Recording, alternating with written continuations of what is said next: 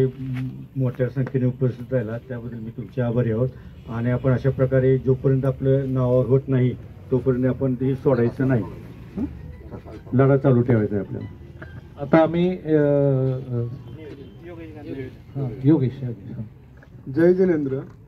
आपण परवा जे आदिनाथ मंदिरमध्ये मीटिंग घेऊन त्या पद्धतीने जे निवेदन द्यायचं किंवा त्या मार्गदर्शन जे चाललेल्या संजय भाई असू द्या किंवा मंगेश भाई असू त्याप्रमाणे आपण जे चालून त्या दिवशी आपण जी एकी दाखवली की जी जसं मी सांगितलं की 2 महिने झाला आपण लढतो किंवा गुरूंच्या आदेशाने ती त्याची जी सेल लीड झाली त्यात तो विजय निम्मा तरी झाला असं आपण धरून चालू.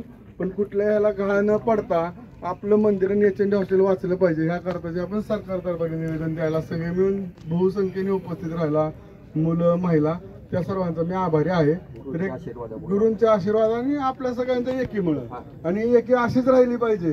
जय बोलो महावीर भगवान की जय. यानंतर शीतल होरा.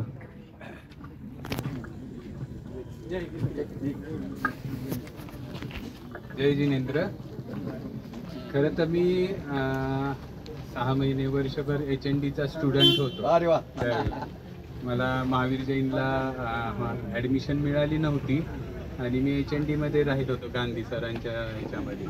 तर HND हे जे आहे हे जैन समाजाच्या मुलांसाठी एक प्रेरणादायक खूप महत्त्वाचं हॉस्टेल आहे आणि त्या हॉस्टेलला वाचवलं गेलंच पाहिजे 100 आणि 1%. हे कुणाच्याही प्रायव्हेट प्रॉपर्टी नाही आहे की विकावं म्हणून.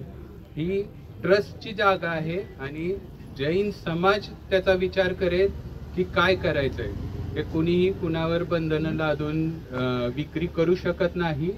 तर आपण सर्वांनी जो लढा दिलेला आहे तो असाच ठेवायचा आहे. जोपर्यंत आपल्या पूर्ण ती प्रॉपर्टी ट्रस्टच्या नावावर येत नाही, जैन समाजाच्या हातात येत नाही, तोपर्यंत हा लढा असाच चालू ठेवायचा आहे.